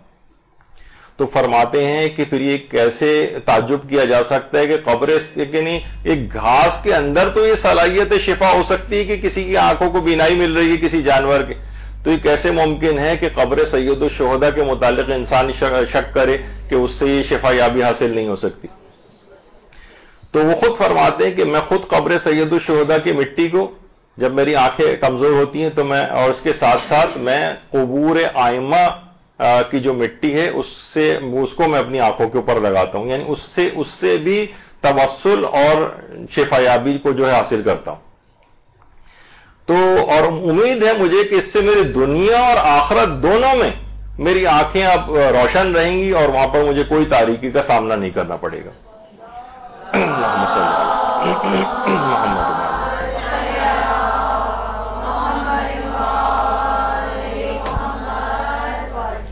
اور شیخ عباس قمی کے بیٹے محدث قمی، محدث زادہ قمی، شیخ عباس قمی کے جو آخری فرزند اور چشم و چراغ ہیں، ان کا بھی ابھی کچھ چند سال پہلے انتقال ہوا، اور محدث زادہ قمی جو شیخ عباس قمی کے ایک فرزند تھے، مجھے بھی یہ سعادت حاصل ہوئی ہے کہ ان کی میں نے وہاں قم میں ایک مرتبہ زیارت کی تھی۔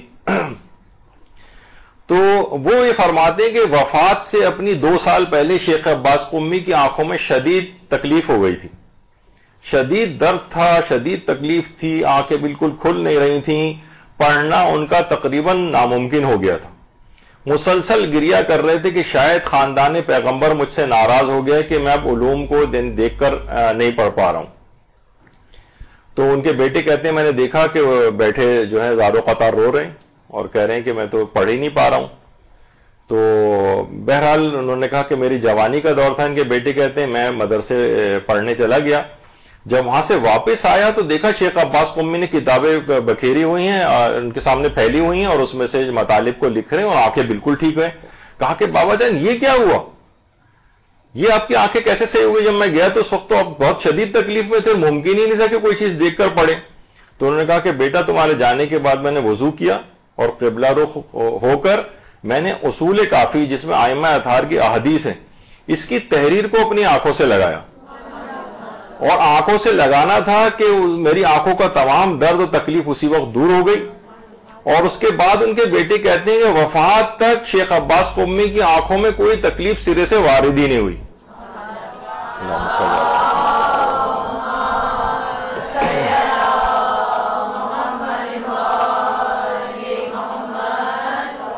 اچھا, بعد میں لوگوں نے اس کی تحقیق کی کہ انہوں نے اصول کافی جو کتاب تھی وہ ایک خطی نسخہ تھا, فقی ملا عبداللہ تونی کی ہاتھ کا لکھا ہوا خطی نسخہ اصول کافی کا, وہ انہوں نے اپنی آنکھوں سے لگایا تھا اور اس سے ان کی آنکھوں کی تکلیف اسی وقت رفع ہو گئی تھی, اسی وقت.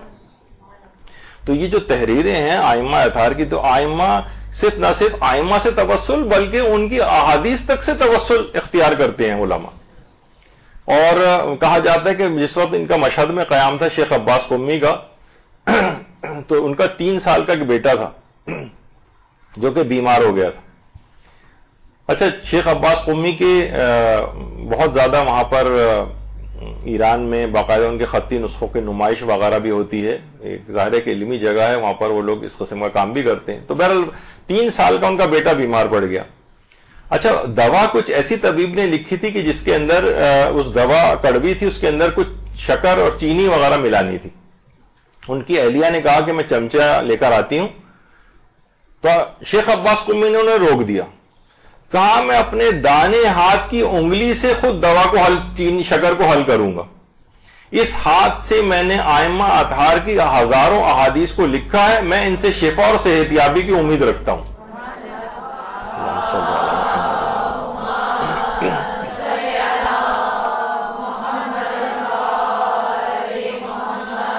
اور اس کے بعد اپنی انگلی سے ہی چینی کو اس دوا کے اندر ملایا اور بچے کو وہ دوا پلائی اور وہ بچہ صحت یاب ہو گیا.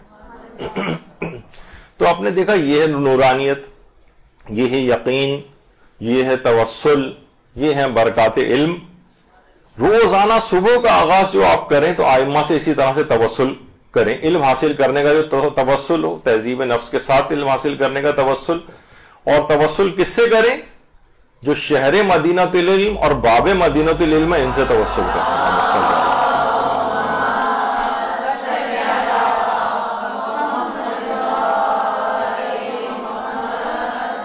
اور کن سے توسل کریں؟ جو باقر العلوم ہیں اور جن سے مذہب جعفری پھیلا, امام جعفر صادق, علم کی کتنی آبیاری ہوئی.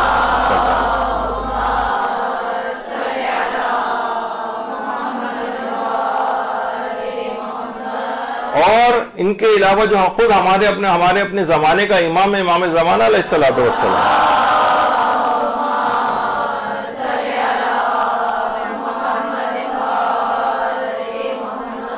تو یہ نورانیت, یہ برکت ان سے حاصل ہوگی.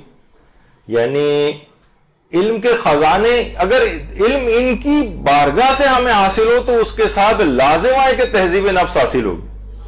یعنی یہ ممکن ہی نہیں کہ ان کی بارگاہ سے ایسا علم حاصل ہو جس سے ہمارے نفس کے اندر کوئی اصلاح نہ ہو. یعنی ائمہ سے اگر توسل کیا جائے, ان شخصیات سے توسل کیا جائے, تو ان کی بارگاہ سے جو چیز عطا ہوگی, وہ جو علم عطا ہوگا, وہ تہذیب نفس کے ساتھ ہی حاصل ہوگا انشاءاللہ. تو یہ ایک بہت اہم چیز ہے کہ ائمہ سے توسل, ان کی احادیث سے توسل, اس کے بغیر علم اور تہذیب نفس حاصل نہیں ہو سکتی. اس کے بعد ایک اگلی چیز کہ جس سے آپ تہذیب نفس کو حاصل کر سکتی ہیں, وہ یہ کہ ایک مرتبہ نیک اعمال اور مستحبات سے بھی توسل کو آپ اس سے بھی توسل کریں, اپنے نیک اعمال سے.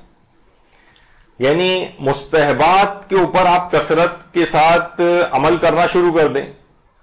بہت بہرحال خواتین کے اندر یہ بات ہے کہ وہ زیادہ ثواب کس میں ہوتا ہے حاصل کرنا, اس میں ان کی ایک نیت ہوتی ہے. مردوں کی نسبت زیادہ مستحبات کی طرف مائل ہوتی ہیں عام طور پر خواتین. جیسے کہ ابھی ان کا ذکر ہو رہا تھا، ملا حسین قلیہ مدانی جو علی آقا قاضی کے بھی استادوں میں سے تھے، ان کے متعلق کہا جاتا ہے کہ وہ دائم المراقبہ تھے. خود ان کی اپنی قبر مبارک حرم کے اندر موجود ہے. تو بہرحال ملا حسین قلیہ مدانی ان کے متعلق کہا جاتا ہے کہ دائم المراقبہ تھے، اور حتیٰ کہ جس وقت وہ درس دے رہے ہوتے تھے درس دیتے دیتے خاموش ہو جاتے تھے اور اپنے آپ کو تصور میں لے کے آتے تھے کہ میں محضر خدا کے اندر حاضر ہوں. تو نیک اعمال سے کس طرح سے توسل، جیسے ان کے متعلق ملتا ہے کہ طولانی سجدوں کے اندر بہت مشہور تھے. ان کی بہت شہرت عبادت کی اور طویل طویل سجدے. یہی وجہ ہے کہ وہ اپنے شاگردوں کو بھی بہت نصیحت کرتے تھے اور کہتے تھے کہ حصول علم میں یا پروردگار کی طرف بلند ہونے میں کچھ رکاوٹیں، وہ اور 4 قسم کی رکاوٹوں کو کہتے تھے کہ یہ ان پہ تمہیں ان کا رخ موڑ دینا چاہیے. وہ فرماتے تھے پہلی رکاوٹ ہے زیادہ بولنا، زیادہ سونا، زیادہ کھانا اور لوگوں سے زیادہ ملنا. یہ 4 چیزیں ایسی ہیں کہ جو کہ اللہ کی طرف پہنچنے سے روک دیتی ہیں اور علم کے حصول کے اندر بھی رکاوٹ ڈالتی ہیں. تو وہ کہتے تھے کہ مثلا کسی کو زبان چلانے کا اپنی بہت شوق ہے بولنے کا، تو اس کو ذکر میں استعمال کرے، اذکار میں استعمال کرے، ذکر الہی زبان کے اوپر جاری کرے، امر بالمعروف و نہی عن المنکر کرے. اس سے ٹھیک ہے، ابھی بھی تو تم بول ہی رہے ہو نا. اب یعنی کسی کو بولنے کا زیادہ شوق ہے تو اپنی زبان کو آپ دوسری سمت کے اندر لے جائیں اس کو. کسی کو مثلا سونے کا شوق ہے، ابھی ہم اس کے اوپر بھی تھوڑی سی شاید اگر آج موقع ملا تو آج گفتگو، لیکن بہرحال اپنے سونے کو کم کر کے عبادت اور اطاعت کی طرف لے کر آئیں. لوگوں سے میل جول کا کسی کو اگر بہت زیادہ شوق ہے تو تبلیغات کے سلسلے میں میل جول اپنا رکھیں، یعنی رشتہ داروں سے ملنے میں ذرا اعتدال سے کام لیں، کیونکہ آپ کو پتہ ہے کہ بہت زیادہ ملنے میں وہی غیبتیں ہوں گی، وہی جھوٹ ہوگی، وہی لڑائیاں آپس میں ہونے لگتی ہیں. تو ایک خاص وہ بھی رکھنا چاہیے، بیچ میں ایک فاصلہ ہونا چاہیے. بہرحال بہت زیادہ اتنا کثرت سے ملنا یہ آپ کی روحانیت کو نقصان پہنچائے گا. تو اسی طریقے سے کھانے کے لیے بہت زیادہ اپنے منہ کو انسان استعمال کر رہا ہے تو اسی منہ کو پھر تبلیغات دین کے سلسلے میں استعمال کرے.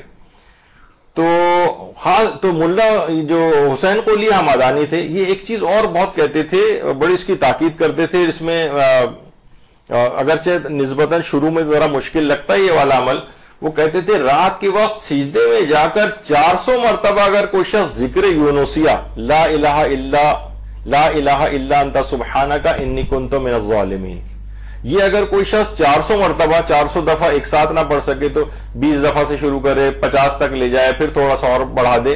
تو فرماتے تھے کہ بہرحال اگر یہ کوئی شخص 400 کے عدد تک پہنچ جائے، اور ایسی خواتین سے میں واقف ہوں جو ایک ہی سجدے کے اندر 400 مرتبہ ذکر کو پڑھتی ہیں اور اس تک اپنے آپ کو لے جا چکی، تو وہ یہ فرماتے تھے کہ پھر انسان فطرت سے آزاد ہو جاتا ہے. یعنی اتنا بڑا اس کو مقام مل جائے گا، ایسی تہذیب نفس اسے حاصل ہوگی کہ وہ گناہ وغیرہ سب ایک طرف ہو جائیں گے. یہ اتنا بڑا مقام جو ہے وہ دے جاتا ہے. تو تھوڑے سے ابتدا کریں، یقین کیجئے کہ جب شروع میں کریں گے تو ظاہر ہے کہ 10-20 کے بعد ہی آپ کے سر میں درد ہونے لگے گا. اور تو وہ اصل میں اس وجہ سے کہ وہ سجدوں کی ہمیں عادت نہیں، سیکنڈز کے سجدوں کی عادت ہے نمازوں کے اندر. جس طریقے سے وہ کہا جاتا ہے نا کوا اس طرح ٹھونگے مارتا ہے، بس اس طرح سے نماز وغیرہ عام طور پر پڑھی جاتی ہے. تو کثرت کے ساتھ اگر یہ والا ذکر پڑھا جائے، خاص طور 400 دفعہ تک لے جائے، تو انسان بہت بڑے مقام کو حاصل کر سکتا ہے.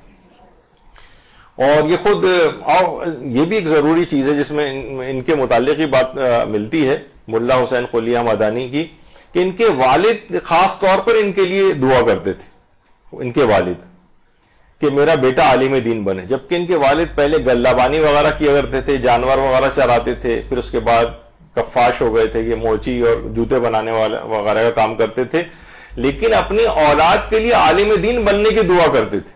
تو ملا حسین قلیہ مدانی جیسا عالم جو ہے وہ بنا.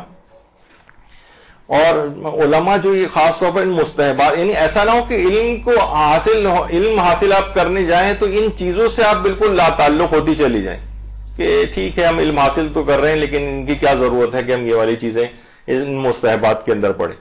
ابھی جیسے کہ آپ نے سنا آیت اللہ سید عبدالعالی سبزواری کا بہرحال ایک تو یہ کہ عید غدیر کے دن پیدا ہوئے تھے، جس طریقے سے آیت اللہ سیستانی جو ہیں ان کو یہ سعادت بہرحال ملی تھی کہ عید زہرا کے دن آیت اللہ سیستانی پیدا ہوئے ہیں، یہ عید غدیر کے دن پیدا ہوئے تھے۔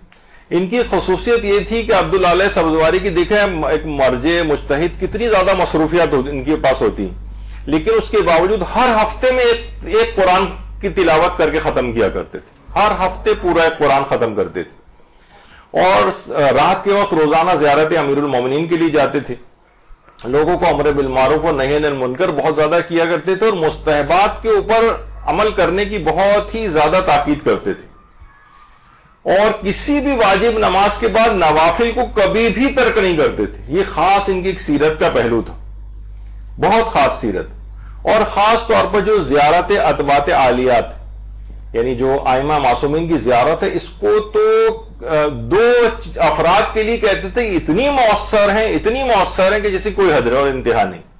ایک تو کہتے تھے مرحومین کے لیے، یعنی باقاعدہ جب انسان جائے تو اپنے مرحومین کی نیابت کے اندر زیارت کرے، لوگوں کو نائب بنا کے اپنے مرحومین کی زیارت، ائمہ معصومین کی زیارت کے لیے بھیجے، اپنے مرحومین کی طرف سے نائب بنا کر، اپنی طرف سے نائب بنا کر، اور فرماتے تھے یہ جو زیارت ہے ایک تو خود مرحومین کے لیے بہت فائدہ مند ہے، اور ذوی الحقوق جو ہیں، مثلا ہم نے کسی کا حق مارا ہے، اب اس کو کیسے راضی کریں؟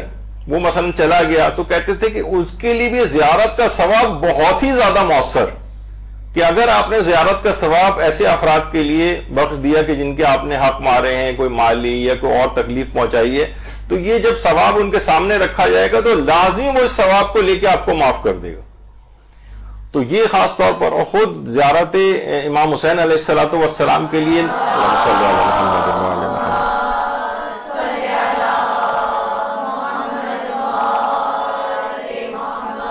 اس کے لیے نائب بنا کر بھیجتے تھے اور خود بھی جایا کرتے تھے۔ اسی طریقے سے مرحومین کے لیے بعض اوقات زیارت عاشورہ جو ہے وہ اس کو پڑھنے کے لیے نائب بناتے تھے، نماز جعفر طیار کے لیے، کیونکہ بعض اوقات انسان کے پاس مثلا اتنا وقت نہیں ہے کہ روزانہ تو وہ اپنے مرحومین کے لیے جو ہے وہ نائب بھی بنا سکتا ہے نماز جعفر طیار کے لیے۔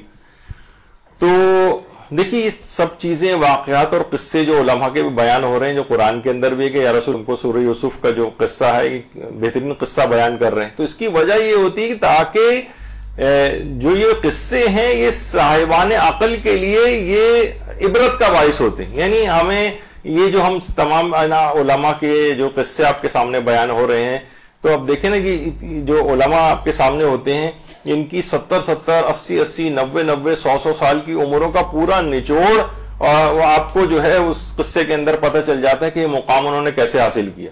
آیت اللہ ناصر مکارم شیرازی بیٹھے ہوئے ہیں الٹے ہاتھ پہ، اس کے بعد وحید خراسانی ہے، آیت اللہ صافی گل پائگانی ہے، آیت اللہ نوری حمدانی ہے، اور آیت اللہ علوی گرگانی، اور سب آگے پوری، یعنی یہ علماء ان کی جب سیرت کی کوئی بات بیان ہوتی ہے تو انہوں نے پوری زندگی جس چیز کے اوپر جو محنتیں کر کے پورا نچوڑ 80 90 سال کا وہ ان کے اس قصے کے اندر پتہ چل جاتا ہے کہ انہوں نے اتنے بڑے مقام کو کیسے حاصل کیا، اور ہم اس محنت سے بچ جاتے ہیں اور وہ براہ راست ان کا وہ نچوڑ والی چیز کو اپنا کر ہم خود بھی بہت بڑے مقام کو حاصل کر سکتے ہیں۔ تو ابھی آج تقریباً جو ہے وہ اس کے بعد اگر والا جو پوائنٹ میں بیان کروں تو وہ پھر بہت آگے بات نکل جائے گی، اور جو علماء تیسری شق کے متعلق خاص طور پہ کہتے تھے کہ طالب علم کو اپنے آپ کو گناہوں سے بھی بچانا پڑے گا، تو اس سلسلے میں انشاءاللہ ہم اپنی جو ہماری اگلی گفتگو ہوگی اس کے اندر اس کی پوری تفصیل جو ہے تھوڑی سی اور بیان کریں گے، تاکہ آپ کے سامنے یہ سب چیزیں آ جائیں۔ اور تہذیب نفس کے ساتھ، کیونکہ سب تہذیب نفس جب تک گناہوں میں انسان پڑا رہے گا تہذیب نفس کیسے حاصل ہو سکے گی، تو اس سلسلے میں بھی کچھ نکات آپ کو جو بیان کرنا ہے۔ تو خاص طور پر آج آپ نے دیکھا کہ بہرحال ایک استاد کے حوالے سے ہماری گفتگو ہوئی، کچھ خاص علم اخلاق کی کتابیں جو آپ کو لے کے جن کو پڑھنا چاہیے، ائمہ سے توسل، اور اس کے بعد یہ تمام جو واقعات علماء ہیں ان کو بھی اگر آپ اس لحاظ سے پڑھیں تو ان سے بھی بہت کچھ ان کی زندگیوں سے ہمیں حاصل ہوتا ہے، اور کچھ چیزیں مطالب اور جو کہ آج بیان ہو جانے چاہیے تھے لیکن اتنا وقت نہیں رہا، دوسرا لیکچر بھی اب شروع ہونے والا ہے، تو انشاءاللہ اگلی نشست کے اندر کوشش کریں گے کہ اس موضوع کو مکمل کریں، لیکن اس کو بالکل اس طرح سے ایک سادہ طریقے سے علم حاصل کرنے کو نہ لیں، بس آئیں گے کتابیں پڑھیں گے، کچھ چیزیں حاصل ہو جائیں گی، کچھ دلائل حاصل ہو جائیں گے، کچھ اصطلاحات کا پتہ چل جائے گا، اچھی کچھ مجلسیں پڑھنے لگیں گے، ذرا شہرت ہونے لگے گی، لیکن یہ کیا ہے کہ انسان کے آخرت بخیر ہو جائے، آخرت میں منہ دکھانے کے قابل ہو جائے، آئمہ کی بارگاہ میں سرخرو ہو جائے، یہ تہذیب نفس کے ساتھ جو علم حاصل ہوگا اس کے ذریعے ممکن ہو سکے گا۔ اسی کے یہ طریقے بیان ہو رہے ہیں جو انشاءاللہ اگلی جو ہماری گفتگو ہوگی اس میں کچھ مزید باتیں اور مطالب بیان ہوں گے۔ جب تک کے لیے اجازت دیجیے، والسلام علیکم ورحمۃ اللہ وبرکاتہ۔